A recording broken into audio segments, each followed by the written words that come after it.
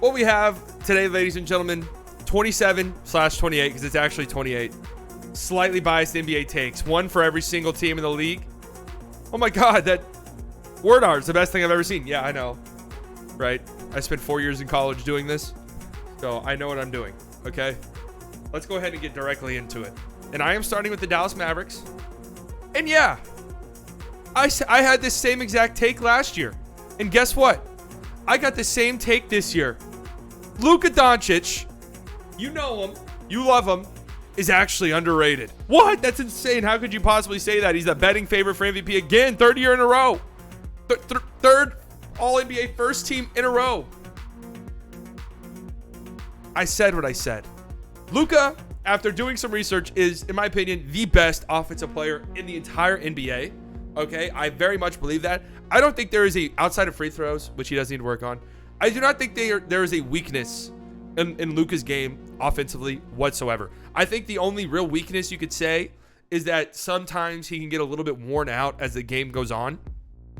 But I don't necessarily count that. He should work on that. And he had plenty of moments throughout the season where he was clutch as hell and had big bucket after big bucket in the fourth quarter. All right. He's in the 99th percentile as a perimeter shooter, 97th percentile as a finisher, 100th percentile as a playmaker, 100th percentile in isolations, point per possessions. I think he averaged like 9 isolations per 75 possessions or something crazy like that. And like 1.08 points per possession. That's a fucking insane number for isolation.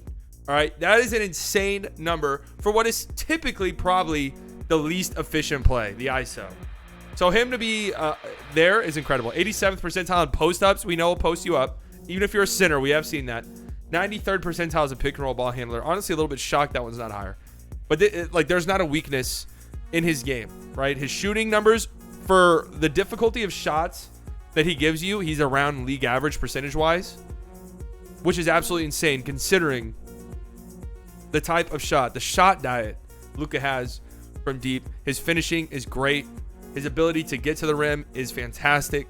His passing is fantastic as a playmaker. You know, he has that perfect mix of being an absurd passer. He makes insane passes, but also just absurdly good vision, knows where everybody is at all times on the court. Is the offense maybe a little too heliocentric? Sure. But, you know, at this point, I don't know what else he would do for the Mavs. And then you have this. He added this to his game just 2 seasons ago. Just an unstoppable mid-range game. Just out of nowhere. Developed this mid-range game. And it's beautiful. Shout out to Panda Hank. Tracy McGrady's entire career versus Luka's 4 seasons. Well, hasn't Luka already won more postseason series than Tracy McGrady did? I mean, look at that. Posting up Kawhi Leonard. Just so good. Here he is shooting over a center, a 7-footer. We remember what he did to Zubats in that series. There's another center, Bobby Portis, spinning. Oh my God, that's disgusting. Look, right on the look. Let's go back to that. Right on the Dirk fadeaway silhouette. This is what I was saying a couple of days ago. The Mavs just cheated with that silhouette on the court because it just makes for cool plays like that. So that is my take. Luka Doncic is underrated. In my opinion, he's the second best player on the planet behind Giannis Antetokounmpo. And you know what? If you want to tell me he's the best player on the planet, I'm not arguing with you. And I do think he is the best offensive player in the game currently. He just does so much. On the court that it's hard to find the full package like that. It really, really is. At this point in his career too, it's incredible. Very happy for the future of Luka Doncic, and he might be a little bit underrated. Let's move on to my next take.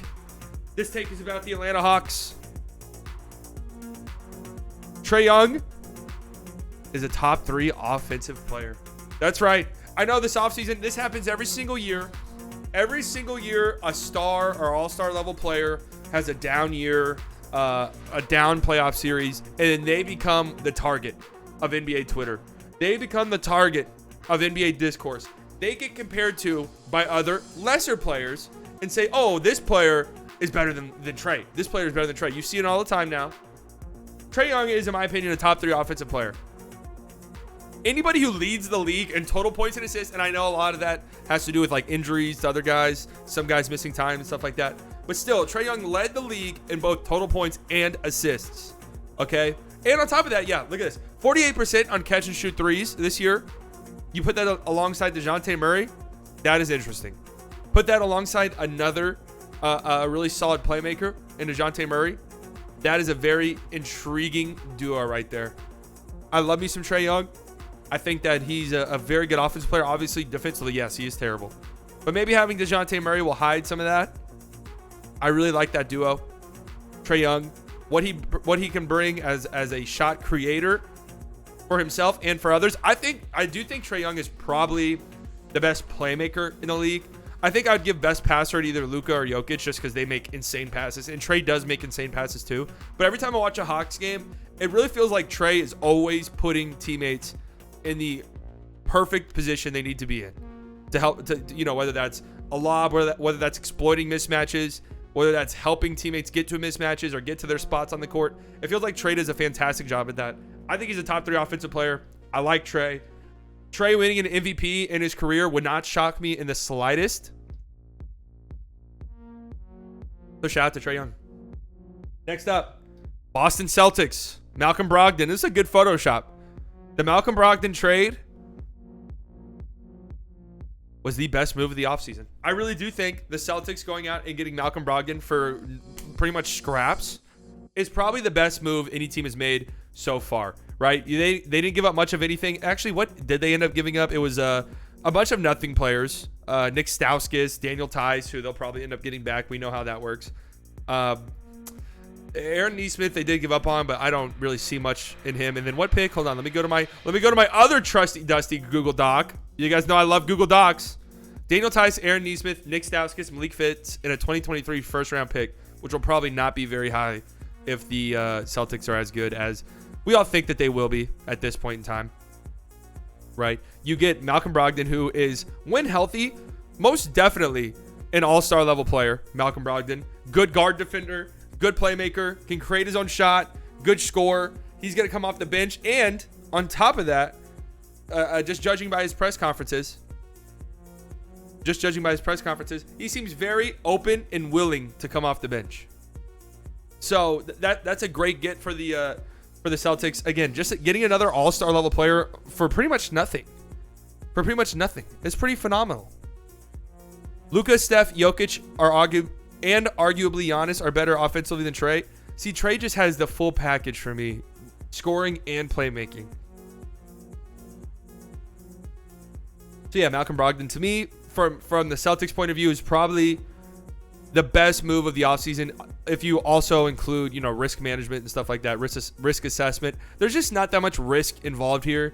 If Brogdon gets hurt or for whatever reason doesn't play that well, you didn't give up much, right? And now you're pairing him alongside like Derek White off the bench, Grant Williams off the bench. The Celtics are going to be fucking disgusting. The NBA is stacked.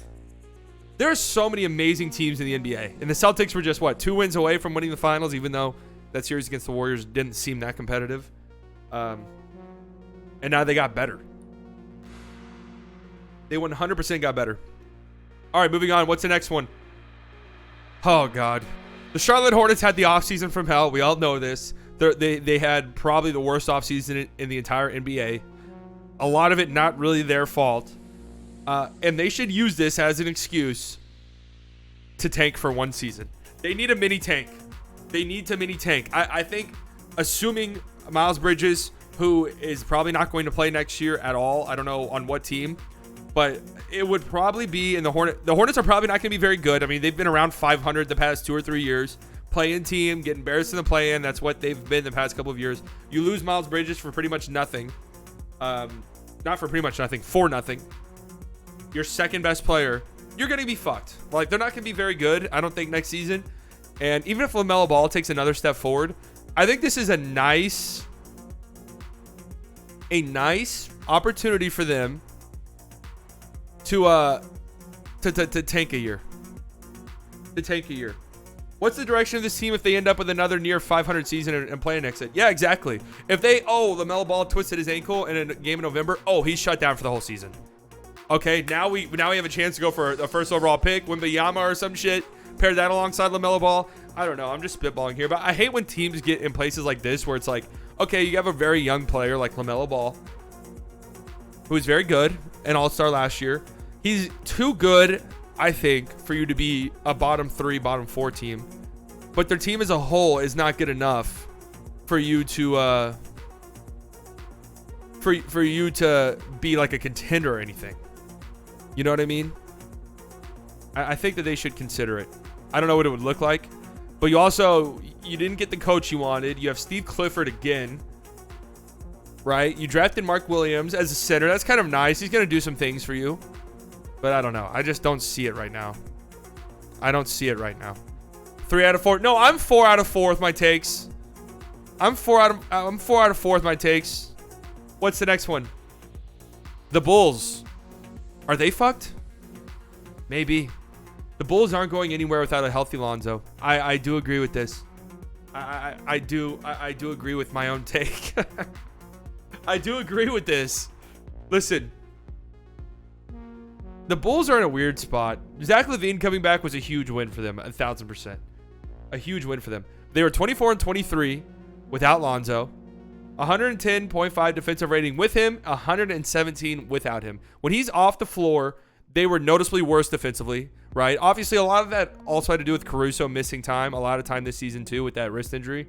But if Lonzo's knees are cooked, which it sounds like they are, like it sounds like Lonzo might not even be ready for the start of the season. If that's the case, I don't know what the ceiling of this Bulls team is. They have a decent floor, like LaVine, DeRozan. That duo by itself offensively is enough for you to win, enough for you to be, I would say, pretty comfortably over 500, and at the very least in the play-in mix, like a 7-8 as a 7-8 seed.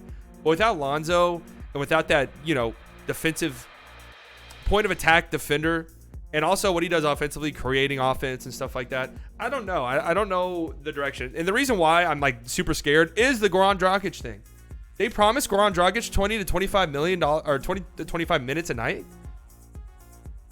I don't like how that sounds for Lonzo. That was my big takeaway. People were saying, oh, that means that they're not going to give Io like enough. They're not going to give Io that. No, to me, that means Lonzo is fucked. So that scares me a little bit for the Bulls. My next take, Isaac Okoro on the Cleveland Cavaliers might have a breakout season. That's right. Isaac Okoro, I'm still a believer of. I've been a believer of Isaac Okoro. I like Isaac Okoro. I mentioned him as like a trade target for the Dallas Mavericks, even though I didn't think it was even necessarily possible. But I think Okoro is 21 years old, still 21 years old. And offensively, yeah, it hasn't really been there for him yet.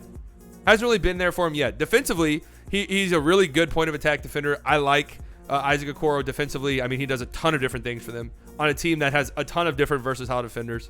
If he takes a step forward offensively, the Cavs are going to be a scary, scary fucking team for the next 5, 6, 7 years. He shot very well the back half of the season. Look at this graph. Look at that line. That looks good to me. Trending upwards. One of the best defenders in the NBA. If he can just develop a solid and consistent three-point shot and is willing to shoot it, I think he averaged like under 1 3-point attempt per game in the back half of the season. It will be huge for the Cavs. He's still so young, so raw. Remember, what was he, a top 5, top 6 pick? Top 5, top 6 pick when he was drafted. Still so much potential. People just expect things immediately out of young players, and if they don't get it, then they assume it's never going to come. It's possible Isaac Okoro never becomes anything offensively, but if he does, woo, that's a great player to have on your team. Great player to have on your team. Let's move on to the next take. Isaac Okoro, I'm expecting a breakout. Denver Nuggets, in my opinion, I saw somebody on Reddit say the Denver Nuggets had one of the worst off seasons in the NBA. Don't know how the hell you could ever come to that conclusion, but I think they had the best offseason in the NBA. And let me go ahead and start by saying this. There was those reports that who was it? Was it Nico Harrison or Mark Cuban? I think it was Nico Harrison said that the getting Tim Hardaway Jr. back is like adding a free agent. And we were all like, "Oh God." Right? I hate when people say that shit. I hate when people say that adding a player who was hurt is like adding a free agent. But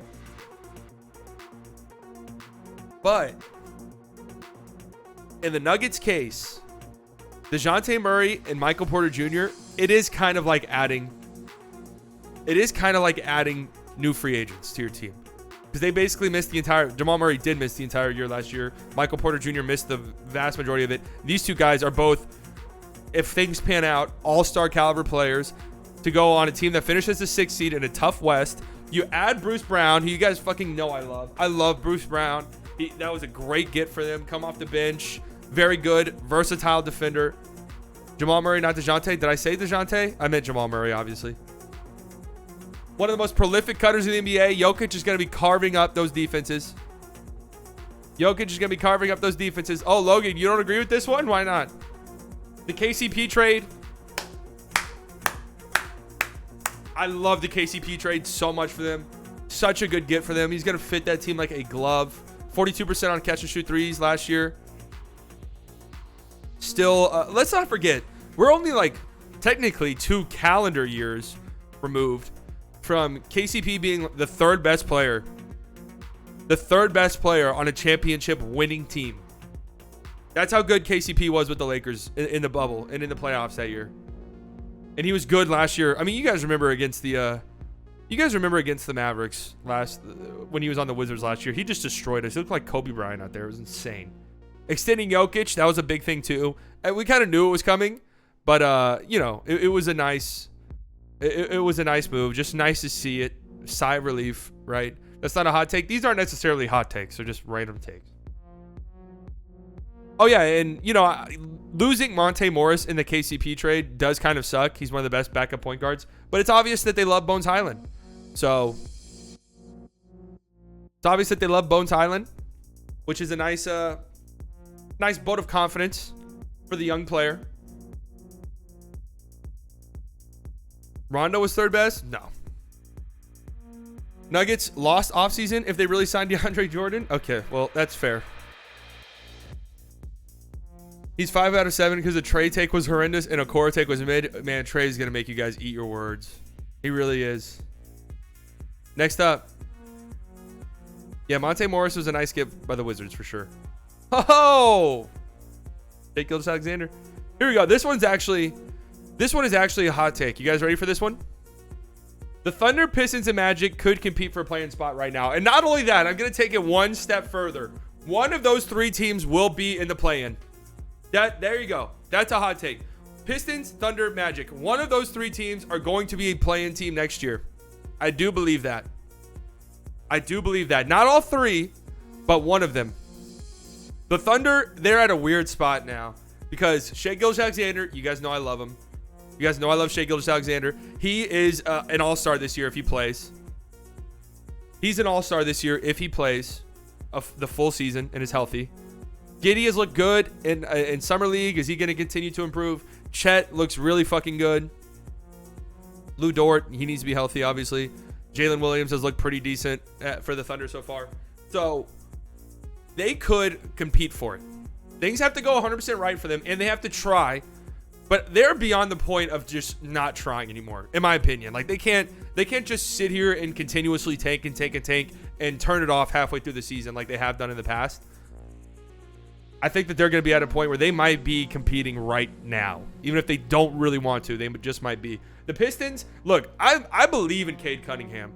I really do believe in Cade Cunningham. If I had to pick one major dark horse player to make the All-Star game, I would pick Cade Cunningham right now. I think that he does take a leap like that in his second year. Jaden Ivey's looked good. Sadiq Bey, another year development. I saw some take that I don't know if I'm getting ball sacked here, but I saw this on Twitter that Sadiq Bey trained so hard that somebody on the Pistons had to tell him to take a deep breath. To just take a break from basketball for a second. So Sadiq Bey said, all right, fine. And then he moved to like the mountains or somewhere to train because the higher altitude makes it harder to train. I don't know if that was a real story or not, but I feel like every offseason you hear some insane story like that. Jalen Duren, he's looked really good so far too. I mean, dude, the Pistons did have a really good offseason actually. They really did have a good offseason. I could see them competing for a play-in spot. And then the Magic. The Magic have an absurd amount of talent, dude. An absurd amount of young talent. Paolo's going to be good. Franz Wagner, you guys know I really like Franz Wagner. He just does a lot of things you want a player to do. Fultz. Can he stay healthy? Remember Fultz? He's still there. Wendell Carter. That might be the best contract in the NBA. Wendell Carter might just be the best contract in the NBA. I was looking at that on Twitter earlier. It's like $10 million a year over the next four years or something like that. Just insane. Insanely good value. So I think one of these three teams will make the play-in. That is my hot take. I don't know which one, though. I don't know which one, but one of these three teams. That's my hot take. What's next? This isn't... I mean, I guess this is kind of a hot take because people don't seem to agree, but I've been saying this, so I won't harp on it too long. The Nets need to tell Kevin Durant to suck it up. I mean, that's really what it is. If I'm Sean Marks... Kevin Durant is on the Nets next year. Like that's how it is. Unless I get an offer that just fucking blows me away. Unless I get an offer that blows me away, we're running it back. Kevin Durant and Kyrie, you guys are on the Nets. We have a championship roster. If you two guys play, you're gonna shut up and you're gonna come in and play. I'm sorry. It is what it is. You just signed a 4-year max extension. Okay, the extension. You technically haven't even played a fucking game on your extension yet. You are playing. You are playing at least this year for the Nets. And you know what? If it doesn't work this year, then we'll trade you because you'll still have value. But as of right now, if you come back and play with Kyrie, you're gonna be we're gonna be one of the best teams in the NBA. Okay. This isn't a hot take. I didn't say these were hot takes. I did say these were hot takes, but I changed it to slightly biased takes. Wait. Yeah, see, slightly biased NBA takes.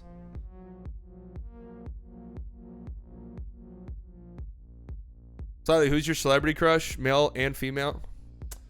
I don't know. I don't really have one. All right. That was my Nets take. I've already talked about that a million times. Let's move on to the next one. The Miami Heat had a bad offseason. I mean, there's still some, room for them to improve their team. There's still some time for them to make some moves, but they really have had a bad offseason. I mean, really. They lost PJ Tucker for pretty much nothing. I like the Jovic pick. I like the Oladipo. I thought for sure Victor Oladipo was going to leave. So that was nice for them to re-sign him. The Martin signing, I like that too.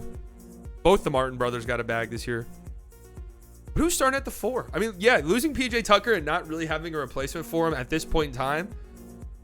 You know, it's the Miami Heat, so it's going to be some random fucking guy off the streets that nobody's ever heard of that ends up becoming a really good player down the line. Like, that's just how the Miami Heat is. Is it Haslam? Is Udonis Haslam finally going to get in the mix? Your worst NBA take is anything considering Trae Young. That's fine. Somebody's got to do it. Who would have thought it would be me, huh? Yeah, plenty of time. Oh, also, these jerseys. Holy shit, these jerseys suck. I can't believe people liked these jerseys at one point in time. People liked these Gogurt jerseys. Boxers or briefs? Briefs, easily. People like these Gogurt jerseys. OKC will be scary good, young guns, good coach. Unlike Orlando or Pistons, they had a bunch of good players, but coaching is kind of questionable.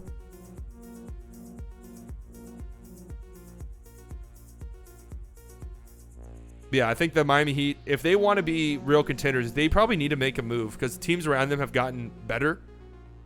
And they definitely have taken a step back, I would say. What's my next one? Oh, here we go. The Sacramento Kings will legitimately contend for a playoff spot. They actually are legitimately. I was going to come on here and be like, oh, the Sacramento Kings are going to suck dick again. But I thought about it. They're pretty damn good. They brought in Malik Monk. They brought in Kevin Huerter. They got a potential starting lineup of Fox, Huerter, Harrison, Barnes, Keegan Murray, who's looked fantastic, by the way. And Sabonis. I mean, come on. That's not a play-in team. If that team... Hey, listen, let me say this. If this team doesn't make the play-in, Kings, Just shut it down. All right, for whatever you pissed someone off along the way. You pissed off some basketball gods. Your stadium's on a fucking Indian burial ground or some shit. I don't know, but it's time to shut it down. Okay, it's time to move, relocate. If you don't make the play-in this year, at the very least. De'Aaron Fox, I think, could have it's hard to say De'Aaron Fox can have a breakout season because I already feel like he has had one of those. But All-Star, I can see De'Aaron Fox making an All-Star game. Sabonis, a full year. I like Sabonis defensively. I don't know really what the thing is, this team offensively will be a lot of fun. This team will be a lot of fun to watch offensively. And they were saying Keegan Murray was the most NBA ready draft prospect. So there you go. I think that they're going to be competing for a play-in spot at bare minimum. Do we consider play-in playoffs? No, that's postseason, right? But I don't know. Some of these takes do get a little bit spicy down here. There is one that I know you guys will not like. But I do think the Kings are legitimately playing contenders. With this roster and with the... I mean, would you take the Kings over the Thunder right now? Yes. Would you take them over the Rockets? Yes. Would you take them over the Spurs? Yes. So that only leaves what? One more team that they have to be better than? One or two more teams they have to be better than? People dick riding Ivy. Meanwhile, look at Keegan. Well, to be fair, people have been dick riding Keegan. He's been going crazy in the summer league. I know that one of the takes is Jalen Hardy's the next MJ. Maybe if I did this a few days ago. Jalen Hardy's had a rough go of it the past couple of nights. We're still going to spread our propaganda. Like you say, if the Kings don't get in this year, I don't know what they need. If they don't get into the play-in this year, yeah, it is like, okay, it's just time to move on entirely. I don't know what the hell you even do at that point. All right, next up. Next up, the Los Angeles Clippers, and I do mean this. They need to trade for Kyrie Irving. They should trade for Kyrie Irving. I think they have the infrastructure to make it work. I think they have the culture already set in place to help keep Kyrie Irving in line. I really do believe that they would immediately be the best team in the NBA. I already think they might be the best team in the NBA, but assuming they don't have to give up much to get him, I think that they would be absolutely borderline unbeatable if Kyrie Irving comes in and is actually fucking tries, right? This image made you shit yourself. Well, here's clutch points. They always do all of these. Obviously, injuries are always a concern, and that is a concern for the Clippers. But if you just are like, if you are Ballmer and you're like, all right, we need to maximize this championship window. We have Kawhi Leonard, who, when healthy, I think is a top 5 player on the planet. Paul George, a great player. How can we maximize this? Well, you could make the argument that their team is already good enough to win the championship. And yeah, maybe so. I do think, I've been saying this forever, if Kawhi doesn't get hurt in the playoffs 2 years ago, they win the championship. I do believe that. I think they beat the Suns. I think they beat the Bucks. But he did get hurt. And, you know, that's an issue with Kawhi Leonard, obviously. But you could also make the argument, well, they almost lost to the Mavericks. They had to go to a Game 7 against a Mavericks team they really had no business going to a Game 7 with. They had no business going to a Game 7 with the Dallas Mavericks. They just didn't. I know Luka Doncic was playing like a god, but the Clippers, needed Kawhi Leonard to play like a god in order to beat the Mavericks. So you could say, you know what? We need to add more. They already added Norman Powell, John Wall. You know, you go out and you get Kyrie Irving. Woo! Come on. That team is borderline unbeatable. Oh, yeah, and then Rondo, Batum, Marcus Morris, Reggie Jackson. All of these guys had some type of issue, some type of problem. Obviously, not to the extent of Kyrie as far as being a locker room cancer goes. But all of those guys had some type of issue before going to the Clippers, and it worked out in the end. It worked out in the end for all of those guys. So I think they should consider it. I really do. And there was a clip going around. A couple of days ago. That might have been yesterday or something. That Kyrie was shaking hands with Jerry West at the Summer League. And I saw Clippers fans were like, no! Stay away from our team, Kyrie. And I'm over here thinking, that would be pretty good, actually. That'd be pretty interesting. All right, the next take isn't really like a hot take or anything. Just a reality. The Lakers are absolutely fucked if they don't get Kyrie Irving. Like, they're done. I don't see any realistic pathway for them to become legitimate championship contenders again if they don't land Kyrie Irving. And I've even seen some Lakers fans throw out the idea, oh, we could trade Russ in a first for Miles Turner and Buddy Hield. Really? I don't think so. And even then, like, that doesn't get you where Kyrie Irving would get you if Kyrie Irving is locked in playing next to LeBron again, which would be weird. Which would just be really weird because it's like, do you guys remember when reporters were asking Kyrie if LeBron James was like a dad to him? Like, do you guys remember that? I don't even know if Kyrie would want to play with LeBron again. But this is the best opportunity they've had by far to keep their championship window alive and open. And if they don't do it, then what?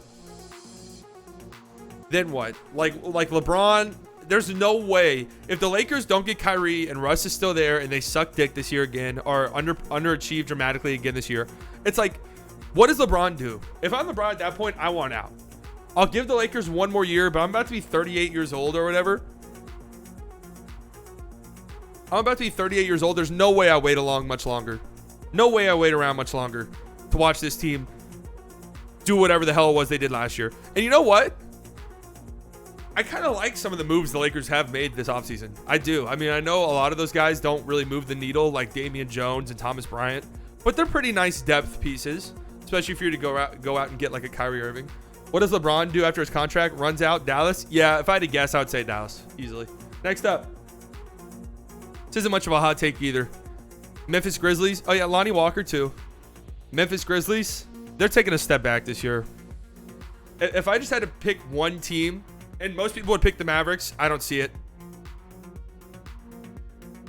The Grizzlies are taking a step back, I think. Like, I don't know what it is. It's just a gut feeling more than anything else. No Jaren Jackson until January for them.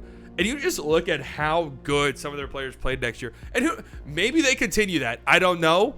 It would be kind of insane if they did, though. Like, it would be kind of insane if they did. They lost Kyle Anderson. They lost Anthony Melton. You know, those are two pretty decent losses. But they do have a lot of good young depth. They have a lot of good young depth.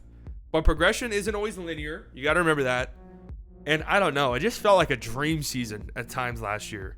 Like a dream season. One thing when people say the Mavericks are going to be the team that take a step back and they had a fluke run in the playoffs, they got to remember. They got to remember that the Mavericks in the bubble, Luka's first year, very young, inexperienced team, they took that Clippers team that was by far the betting favorites to win the championship that year. They took them to a very competitive 6 games. Luka was hurt for the back half of that series. KP missed that was peak KP, by the way, and he missed pretty much the entire series. Jalen Brunson didn't play in that series either. And then the next season, Mavs go to 7 with a Clippers team they have no business going to 7 with. Jalen Brunson is a no-show. KP is a no-show. They still go 7 games. So people say, oh, this year was a fluke for the Mavs. Not really, if you've been paying any attention whatsoever. So I think it's possible the Grizzlies take a step back. It's just nothing really outside of a gut feeling, to be honest with you. The Bucks are the best team in the NBA. Oh, I didn't even add anything to this. Okay. The Bucks are the best team in the NBA. I don't think that's, that crazy of a take. I feel like people don't talk about them very much for whatever reason when they're talking about best teams in the NBA. But if Chris Middleton doesn't get hurt this year, they probably at the very least make the finals again. Don't you guys think? They probably at the very least make the finals. Giannis is probably the best player in the league. Chris Middleton is the best Robin in the league just because I think he's a perfect Robin. You know what I mean? There's other better number 2s, I think, but Chris Middleton just plays the Robin role so incredibly well. Drew Holiday as your third best player, that's disgusting. Brook Lopez, they're just a disgustingly good team. Now, I do wonder, they're starting to get up there in age. So what's the future look like for the Milwaukee Bucks? I don't know, but this year they're still going to be insanely good. Celtics with Malcolm Brogdon is better now. The Celtics are still really good, yeah. But I'll just ride with the Bucks. If the Bucks are healthy, I don't think I'll ever pick against them in the East. Giannis is just too unstoppable of a player. Too unstoppable, especially when Chris Middleton is also playing. You have that two-headed attack right there. Disgusting. What's next? Okay, yeah, the Spurs will be the worst team in the NBA by a lot. I do believe this. Spurs will definitely be the worst team in the NBA by a lot. This doesn't even feel like a hot take, really. It's not a hot take. I guess the hot take is they should do even more. They should do even more trading. They should trade Jakob Poeltl. I don't know what's the plan there because he's going to be an unrestricted free agent at the end of the season. So what are they planning on doing with him? Josh Richardson, they'll probably end up trading him for a first or something down the line. Who else? Keldon Johnson. They should probably, they are so... This team is so far away, I think, personally, that trading Keldon Johnson makes sense for them. Even though he's a young player. This is how far away I think they are. They're I think, are easily the worst team in the NBA. Just looking around. Because I look at the other young teams, like the Pistons and the Thunder and the Magic, the Rockets. There's at least pathways for them to be good. You know what I mean? There's at least a scenario where you're like, oh, okay, if Shea does this, or if Cade Cunningham does this, they'll be good. Or if Jalen Green does this, they'll be okay. They'll be decent. What the fuck is that for the Spurs? What is that for the Spurs? Huh? But I will say, yeah, Devin Vassell, Primo, Sochan, these are all interesting young players. I don't know what I've seen some Spurs fans say Devin Vassell's ceiling is Kawhi, which I don't know about that. Okay, that one's a little bit out there for me. But these are all solid pieces to have whenever you do eventually draft the next superstar. Which, as a Mavericks fan, I hope it's not anytime soon. But they look like they'll be the worst team in the league this year by far. Next up, I'm not so sure the Pelicans are going to be the breakout team this year. I've seen a lot of people slot the Pelicans in as a top 5 team. If you were to ask anybody, pretty much anybody, who the breakout team is going to be, there's breakout teams every year. Suns 2 years ago, Grizzlies last year. Everybody's saying it's going to be the Pelicans. I'm really not that sure. I think you could say the Timberwolves already broke out, to be honest with you. The top 5 seeds, here you go. This is mainly people saying that the Pelicans are going to be a top 5 seed next year. Okay? The top 5 seeds in the West this past season were all top 10 in defensive ratings. All top 10 in defensive ratings. They were all top 10 defenses throughout the course of the season. Mavericks, obviously. Jazz were, even though their perimeter defenders are horrible, they were the 10th ranked defense. Warriors, obviously. Grizzlies, yes. Pelicans were top 10 post All-Star break, but with Zion coming back, Zion's not that great of a defender. Jonas is not that great of a defender. BI can be okay defensively. CJ McCollum, we know, is not that great of a defender. I just wonder... I struggle to see how they end up as a top 10 defense, even though they do have good defenders on the roster. Don't get me wrong. Herb Jones is great. Jose Alvarado is great. Trey Murphy's got a ton of defensive potential. But, can they end up being a top 10 defense? Yeah, it's not, and that's not a prerequisite, by the way. You don't have to be a top 10 defense to be a top 5 seed. With how difficult the West is going to be this year and how good the West is going to be, who do you think they jump? Who do they jump going to get into the top 5? What team are they jumping? Are they leaping over the Warriors? Probably not. Are they leaping over the Suns? Maybe, probably not. Mavericks? Grizzlies? What about the Nuggets? They'll be better. Clippers? They'll be better. I don't know. I have a hard time seeing it. I don't say they suck. I think they'll definitely be a playoff team. I just don't know if they'll be a top 5 seed like some people are thinking. What's next? Okay. The Knicks, okay, this is a Knicks one. The Knicks should not rush a trade for Donovan Mitchell. Every Knicks fan, everyone I see, they want Donovan Mitchell right now. I think they should wait it out a little bit, right? Even if it means not trading for Donovan Mitchell this offseason. Wait it out just a teeny tiny bit. See what's going on. We're talking about Danny Ainge, right? His sole purpose when it comes to trades is fucking over the other team. Just wait it out a little bit. You got an absurd amount of young players, a lot of picks. You do need to consolidate all of that. So at some point, sure, you're going to have to trade it. But you don't need to rush into a Donovan Mitchell trade and end up getting absolutely fleeced. Okay? I would say take RJ Barrett out of the picture entirely. You're not trading RJ Barrett for Donovan Mitchell. Now imagine if the trade happened now. Yeah, that would be on brand. That would be on brand if I just got a notification that Donovan Mitchell got traded just now. People really think KD's value is 2 role players. Yeah, it is insane that people think that. Cam Johnson and Mikal Bridges, I don't see a world where they are the centerpieces of a Kevin Durant trade. But you never know, I guess. Crazier shit has happened. I'll go back to 15 because Trey takes Sucks, Kings take, and Okoro. How is saying Trae Young is a top 3 offensive player? He led the league in points and assists.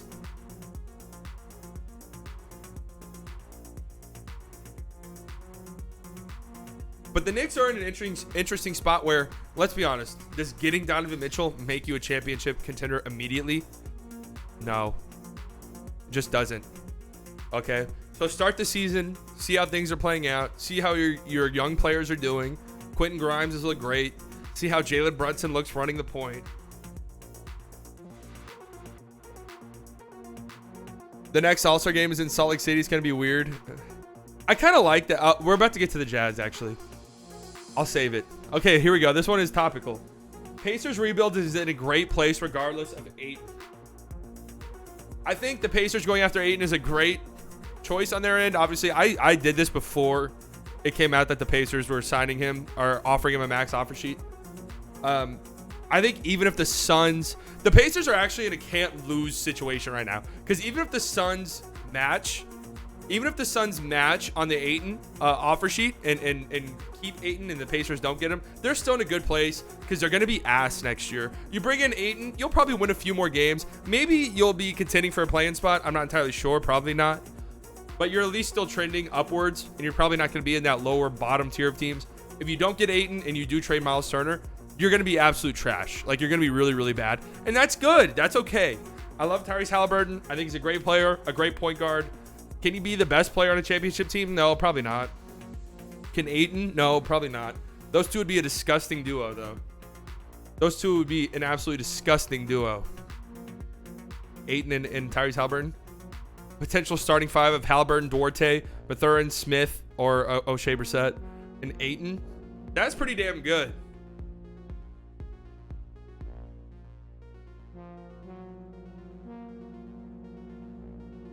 That's pretty damn good. Wait, Logan, which ones do you disagree with? I mean, I understand the hype of Donovan Mitchell, but he's not winning you a championship. So I like the future for the Pacers a lot. I like what they're doing. Nuggets, Kings, and Pels. Wait, what about the Nuggets?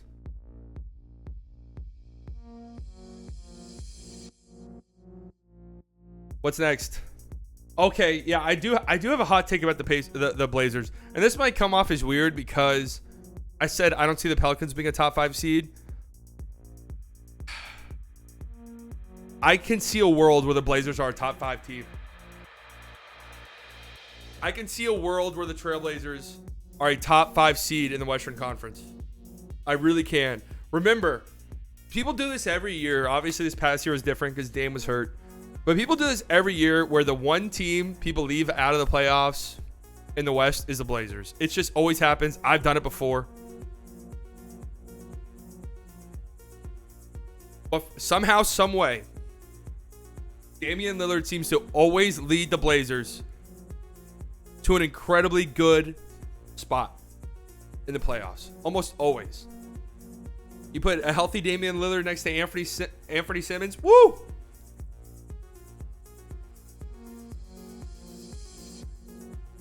Remember, this one is bad. Or this one is bad. Remember, not every team can be a top 5. Yeah, I do know that. That's why this is kind of a hot take.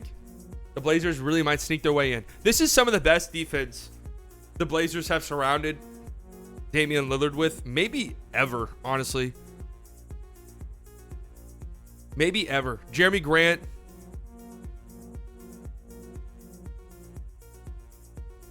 Josh Hart.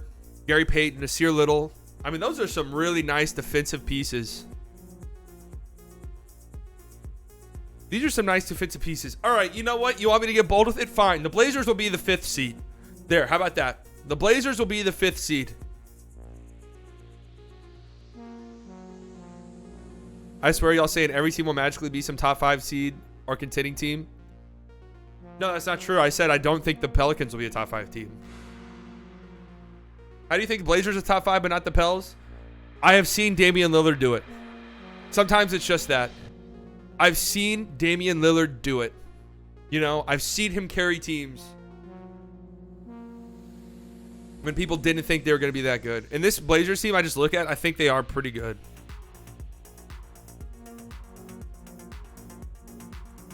You got to watch Portland games, though, to see his potential. I mean, he's nasty.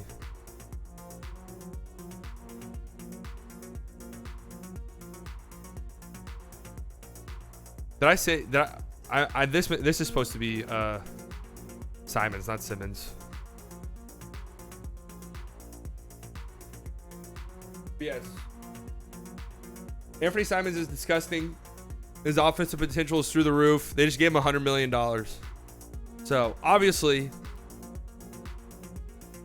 if it all works out, Dame is healthy, Anthony Simons takes another step forward, and these defensive guys they brought in do what they're supposed to do, woo, they're going to be good. Next up, Houston Rockets. Okay. So I said I thought the Thunder, the Magic, and the Pistons, one of those teams would make the play-in. A lot of people think the Rockets have a chance. I don't. I think they're going to suck again. I think they're going to suck again. I really do. But I think that's going to be okay. I think that's okay for them. I think that's good for them. I don't buy what the Rockets are trying to sell me when it comes to Kevin Porter Jr. I just do not buy it. I think he's a super talented offensive player, and I do think he's got a lot of potential. I just don't see it as a point guard. I do not see a world in which Kevin Porter Jr. is your starting point guard and good things are happening. Rockets young core, the Cavs. I mean, the Rockets young core is maybe I don't know if I'd say the best in the league, but Cavs, you have Darius Garland, Mobley. Do you consider Markkanen? I don't know if I'd consider Markkanen. Jalen Green, Jabari Smith. I think I'd actually go the Rockets. I'm very, very high on Jalen Green, by the way. Like, I think Jalen Green will actually become a star, maybe even a superstar in the league. I don't know if it's going to be this year, though. I think he'll improve a lot this year and continue to develop this year. And I think you'll see the flashes of it this year, kind of like Anthony Edwards. But I don't know if it's going to be this year where he'll blossom into a star. Obviously, it's only his second year. Again, I like Kevin Porter Jr. a lot. I just don't see it as a point guard. But you still have, Kevin Porter Jr., Jalen Green, Jabari Smith, who I think is going to be an amazing player. But again, it's going to take Jabari Smith a bit. I think it's going to take Jabari Smith a little bit, especially considering they don't have a fucking point guard. I can't believe they don't have a point guard. I mean, Ty Washington, maybe.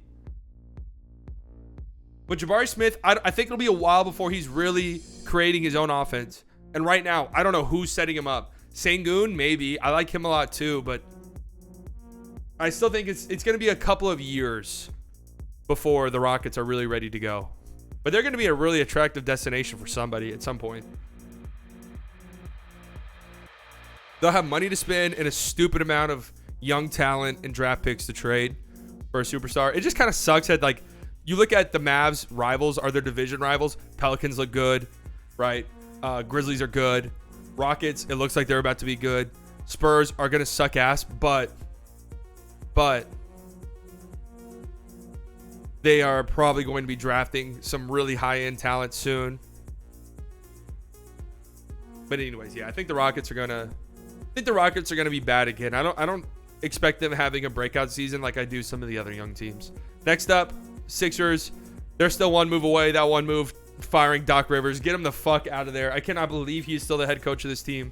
I thought last year was a perfect excuse to get rid of him. Like, holy shit. He's holding this team back. They still need to do something. I like their roster. Harden and Embiid, that's a great duo. But I just don't. I don't think they have enough currently to get over like the Bucks or even the Celtics.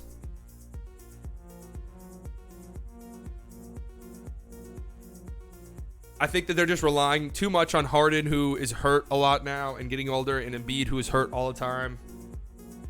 And yeah, Doc Rivers is your head coach. So, I mean, there's just really not much else to say. Not much else to say there. Move on.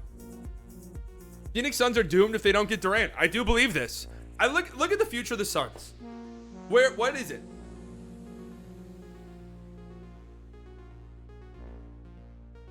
Even if they bring back Ayton. Chris Paul is getting older. We saw what he looked like. We saw what he looked like against the Mavs. He looked like dog shit. Okay, he was aging in dog years. If they don't end up getting Durant,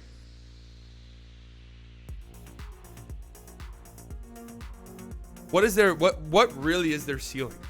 Are they better than the Clippers? Are they better than the Warriors? Are they better than the Nuggets? Are they better than the Mavericks?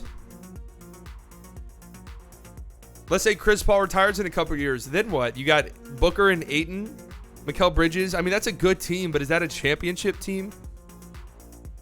And if they don't match Ayton or do a sign and trade for Miles Turner and they don't get Kevin Durant, holy shit, they might be a play-in team.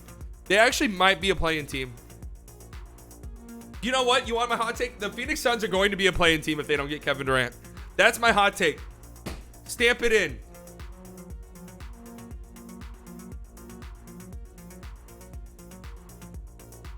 If the Phoenix Suns do not land Kevin Durant, they will be a play-in team.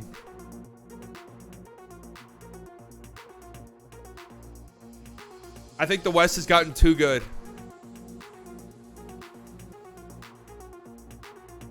The West has gotten too good. All right, what's next? Holy shit. All right. What do you guys think this next one is for the Minnesota Timberwolves? I actually believe this right now. Things could change, but I believe this right now. I like Rudy with the blonde hair. I like Rudy with the blonde hair. The Minnesota Timberwolves are going to be the #1 seed in the Western Conference. The #1 seed in the Western Conference.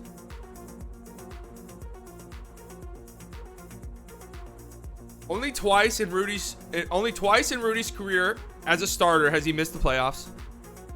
Only twice in Rudy's career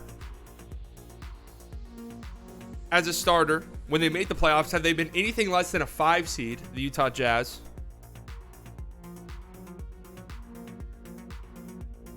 Only twice in Rudy's career as a starter were the Jazz not a top 10 defense. He's a walking top 10 defense. Karl Anthony Towns is going to be unlocked next to Rudy Gobert. Anthony Edwards is taking a superstar leap this year. 1,000%. I believe that. I don't know why everyone hates D'Angelo Russell now, but he's okay. And another thing here too. Think about this. When you think about seeding, think about this. Yes, they're going to be an amazing regular season team. I'm not saying they're going to win the finals or anything, because I don't think they will. I don't even think they'll make the finals. But being the 1 seed, are they better than the Clippers and Warriors? It doesn't matter, but they are going to be trying. I could see it being a mission for the Timberwolves to be the 1 seed. Clippers, Warriors, they're going to be resting guys. They're going to be taking days off. Kawhi's going to play, I don't know, like 60% of the fucking games. Paul George is going to be taking games off.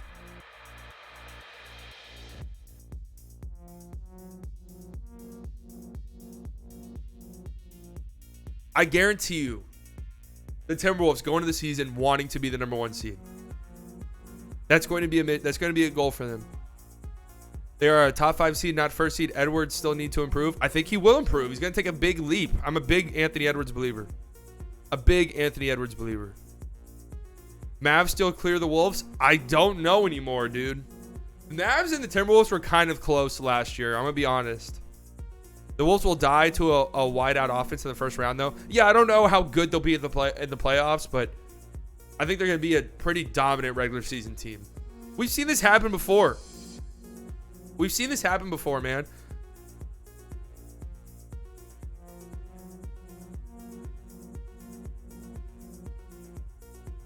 They already kind of had their breakout last year, too. Like, yeah, they were the 7th seed and had to play in the play-in, but they were not a play-in team. Like, it was kind of fucked up they even had to be in the play-in tournament.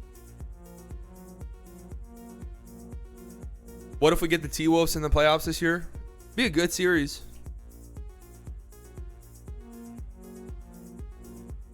So this is by far my spiciest take here. Timberwolves will be the 1 seed.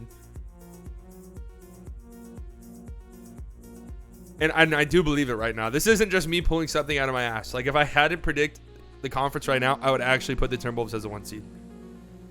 Just think they'll be a really good regular season team. I think they're going to try to be the 1 seed. And I just feel like other teams, other great teams in the West, they'll be load managing. Like, being the 1 seed is not going to be as important to them. What's this? The Raptors' young core. I feel very weird about the Toronto Raptors. Like, I feel very weird. I think Scotty Barnes, who I really like, has MVP caliber ceiling. But if he doesn't reach that ceiling, like, what is that team ceiling? You know? They're like in the weird spot where it's all of their players are good. They're going to make the playoffs, and they'll probably win a few series here or there. They'll push some teams, but like, am I the only one who thinks they need something else? Like, they feel like exactly where they were in 2018, where they're like the mercenary away from winning. They went out and they got Kawhi and they won. Like, they got a great supporting cast. They got some really great players. They have a great head coach.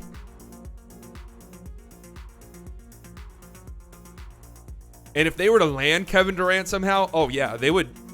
If they were to land Kevin Durant and not lose much, I would probably pick them to win the championship, just because that would be a disgusting team with a disgusting defense, a go-to scorer, a great coach. Of course, I don't know how you would do that without losing a ton of your depth, and it's not like they have a bunch of depth to begin with. But Siakam is a great player, you know, Fred's a great player, OG's a great player, but it just feels like they're just missing one more piece, and I don't know how they get that piece, you know? So it's a weird spot for me. Of course, if Scotty Barnes develops into that piece, then yes, they will be incredible for years to come. But it's just a weird spot currently. A very weird spot. Okay, next. Utah Jazz. The Utah Jazz are having a 10 out of 10 offseason. I love their offseason. I absolutely love what the Utah Jazz have done as a small market team. We see far too often teams, they just ride it out too long. They ride it out for a little bit too long, okay? They have a team, like, this is how the Magic were forever. This is how the Pacers were forever. They had a team that was good, that was decent. Obviously, the Jazz were better than those teams ever were. But you have a team that's good but not good enough. You have star level players who are good but just not good enough. And instead of just waiting around forever and praying something changes, they just say, you know what, fuck it. We're tearing it all down. We are restarting. Now, I'll drop this down actually to a 9 out of 10. Jazz offseason is a 9 out of 10 just because I remember the jerseys. Their rebrand was disgusting. So that knocks it down to a 9 out of 10. But I love what they're doing. And on top of that, the return they got for Rudy Gobert, insane. They got a first-round pick for Royce O'Neal. Did not think that was going to happen. They're going to get an absolute haul for Donovan Mitchell when he does inevitably get traded, because I think you will. And Patrick Beverley, Vanderbilt, Boyan, Clarkson, Mike Conley, all these guys will probably get you at least a first. Some of them maybe a second or something, but still. Gotta go slide by. Thanks for the stream. Love the take scheme up. Hey, appreciate it, Logan. Peace out, man. Still, I love what they've done. They have completely reset. They say, you know what? Next year's draft is supposed to be insane. Let's get in on it. There's not going to be too many terrible teams in the league this year. Let's get in on it. Let's get in on it. Let's trade all these guys away. And let's rebuild and focus on the future. Yes, the All-Star game is in Utah. I like that they don't give a shit. Why does it matter? The All-Star game is in our stadium. That doesn't change shit. We're trading everyone. Another 4 picks for Mitchell, or even 5. I've seen mock trades where it's like 7. So they're going to come out of this offseason with an absurd amount of picks. An absurd amount of picks. Which is good. Utah Jazz offseason, a 9 out of 10. Would be a 10 out of 10 if it weren't for those disgustingly hideous jerseys. Okay? What's next? Everybody needs to stop crying about the fucking Golden State Warriors, okay? It's getting so annoying. We have like NBA executives crying about the Golden State Warriors spending money. Shut up. Grow up. Okay? Have some respect and some dignity. All right? The Golden State Warriors are probably the best, most well-run organization in all of sports. Okay? They draft incredibly well. They drafted Steph Curry. They gave him space to become one of the best players of all time. They draft Klay Thompson. They set up a system where he becomes one of the best two-way guards of all time. They draft Jordan Poole late in the first round. He's blossoming into one of the best young offensive players in the NBA. They spend 30th overall pick on Kevon Looney. He turns into a really important piece for them. They trade for Andrew Wiggins. Everyone thought was a bust on one of the worst contracts in the NBA. And then boom. He becomes like a finals MVP candidate for you. So yeah, they're taking advantage of the rules and they're paying all these guys and they're spending $400 million in the tax. But they've earned that right. They deserve that. They can do that. Their team is that good. They drafted these guys. They've have homegrown talent. They've traded homegrown talent. They've turned homegrown talent into other players. They have built a system that was appealing enough for maybe the biggest free agent of all time at the time, Kevin Durant, to go to Golden State. Then they turned Golden State into Kevin Durant into D'Angelo Russell. Then they turned D'Angelo Russell into Andrew Wiggins. Then Andrew Wiggins and the number 2 overall pick, by the way, which became James Wiseman. And then, oh wait, which one was the Timberwolves pick? Was that Moses Moody or Kuminga? I don't remember. Either way.